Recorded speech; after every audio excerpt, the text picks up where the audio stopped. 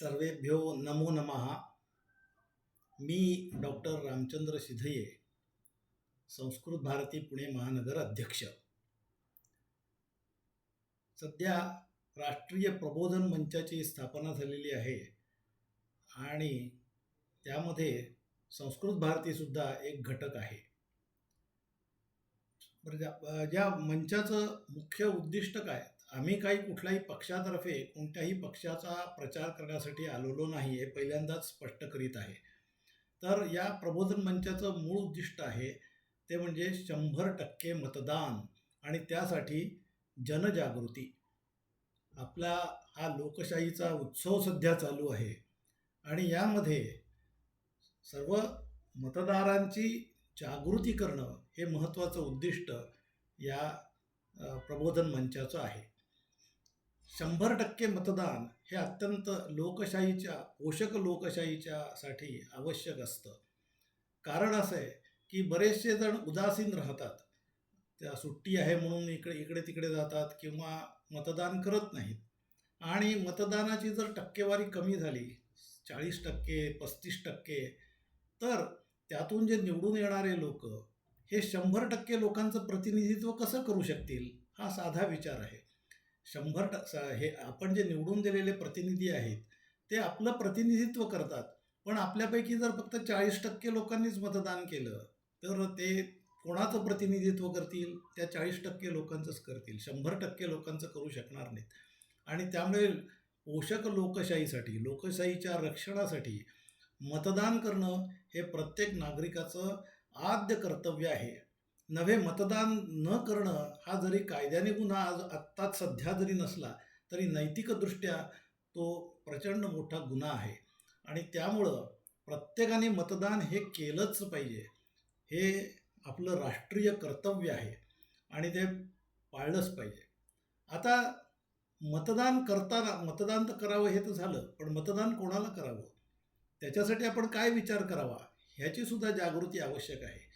त्यामध्ये मतदान करताना हा विचार करावा की आपल्यापुढे जे काही पर्याय उपलब्ध आहेत, जे उभे आहेत, त्यांच्यामध्ये कोणाला निवडावं. तर पहिली गोष्ट म्हणजे जो राष्ट्रहिताला प्राधान्य देईल, भारताला आत्मनिर्भर करायचा प्रयत्न करेल, भारताला पुन्हा एकदा जगद्गुरू बनवू शकेल, त्याचं सामर्थ्य त्या दृष्टीने असलं पाहिजे. पुन्हा आपली भारतीय संस्कृती आणि संस्कृत भाषा ही जगात सर्वोत्कृष्ट आहे आणि तिचं रक्षण आणि संवर्धन जो करू शकेल, पुन्हा आपल्या सैन्याला जो बळकट करू शकेल आणि देशाला बलवान करू शकेल, देशाला आर्थिक महासत्ता बनवू शकेल आणि भारताचा डंका जगात सर्वत्र पिटवू शकेल, तसंच राष्ट्रीय एकात्मतेला प्राधान्य देऊन सबका साथ सबका विकास करू शकेल. आणि सगळ्यात महत्त्वाचं म्हणजे देशातला भ्रष्टाचार प्रथम कमीत कमी करून देशाला भ्रष्टाचार मुक्त करू शकेल, असा कोण आहे त्याचा विचार करावा आणि अशालाच प्राधान्यानं मतदान करावं. आता प्रश्न असा उपस्थित होतो की हे सगळं करण्यासाठी त्या सरकारला ज्याला आपण निवडून देऊ त्यांच्या मागे सामर्थ्य असणं आवश्यक आहे आणि त्यासाठी बहुमताचं सरकार असणं अत्यावश्यक आहे. बहुमताचं सरकार म्हणजे त्याला जवळजवळ चांगलं बहुमत असून स्थिर असलं पाहिजे. स्थिर सरकारच खंबीर निर्णय करू शकतं आणि खंबीर अंमलबजावणी त्याची करू शकतं आणि त्याच्यासाठी स्थिर सरकार असणं हे फार महत्त्वाचं आहे. जर बहुमताचं सरकार नसेल तर अस्थिरता येते आणि जे खिचडी सरकार जर झालं की कोणी 10 जणांची ओढाताण होऊन, तर त्याचं काय होतं हे पण आपण बघितलेलं आहे आपल्या देशाने की त्यामध्ये देशहिताचे निर्णय घेणं अत्यंत अवघड होतं. जो तो आपापल्या पद्धतीने खेचत राहतो आणि प्रश्न सुटत नाहीत. त्यामुळे बहुमताचं सरकार होईल हे पण आपण बघितलं पाहिजे. आता त्यामध्ये अशी एक शक्यता आहे की मी जे सगळं आदर्श गोष्टी सांगितल्या असं करणारा जर आपल्या पुढं कोणीच दिसला नाही, आणि तो नसतोच. या जगामध्ये सर्व गुणसंपन्न असं काहीही नाही. ज्याच्यामध्ये प्रत्येक गुलाबाच्या फुलाला सुद्धा काही काटे असतातच.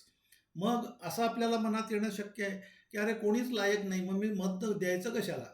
एकतर मी मत देणारच नाही किंवा दिलंच तर नोटा वापरीन. म्हणजे कोणीच मला पसंत नाही असं. हा नोटाचा अधिकार जरी आपल्याला तिने दिलेला असला, तरी माझं आग्रहाचं सांगणं असं आहे, की नोटाचा वापर आपण अजिबात करू नये.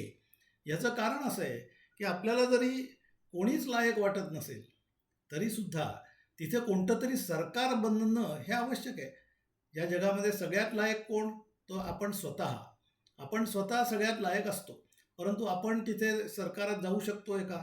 आपलं सामर्थ्य आहे का? नाही. मग आपण आपला प्रतिनिधी तिथे पाठवायचा जर असेल, तर कोणीतरी तर प्रतिनिधी आपल्याला पाठवावंच लागेल. आपण नोटा वापरला तर याचा अर्थ असा की आम्हाला कोणीच पसंत नाही, कोणीच सरकार चालवू नये असं म्हटलं, तर मग पुन्हा आपला देश पारतंत्र्यात जायला वेळ लागणार नाही. कोणीतरी परकीय सत्ता येऊन आपल्यावरती आपला देश परत ताब्यात घेईल आणि आपण 1500 वर्षाच्या गुलामीकडे परत लोटले जाऊ. आणि त्यामुळे आपण कोणाला तरी तिथे निवडून देणं गरजेचं आहे. नोटा वापरणं म्हणजे कोणालाच मत न देणं हे अजिबात योग्य नाही. तर नोटा वापरू नये. उलट आपण त्यामुळे काय होतं, की जे थोडे त्यातल्या त्यात जे लायक असतील, त्यांचा तोटा होतो आणि ज्यांचे जे नालायक आहेत त्यांचाच फायदा होतो. आणि त्याच्यामुळे आपल्याला जो कमीत कमी नालायक वाटेल, जास्तीत जास्त किंवा जास्तीत जास्त लायक वाटेल, अशा उमेदवाराला आपण मत द्यावं. आणि अ, सरकार तर आवश्यकच आहे, तर कोणाला तरी तर निवडून द्यायचंच आहे आणि मतदानही करायचं आहे. ते बहुमताचंच सरकार असलं पाहिजे आणि अ, जास्तीत जास्त लोकांचं प्रतिनिधित्व करणारं असलं पाहिजे. म्हणून प्रत्येकानं मतदान तर करावंच, केलंच पाहिजे नव्हे आणि ते करताना योग्य व्यक्तीचा विचार करून त्यातल्या त्यात योग्य व्यक्तीचा. जर आपल्याला कोणीच पसंत नसेल, तरी त्यातल्या त्यात कोण पसंत आहे हा विचार करून कोण नोटा न वापरता कोणाला तरी मत द्यावे, ही अशी माझी आग्रहाची आणि कळकळीची विनंती आहे. तरी धन्यवाद.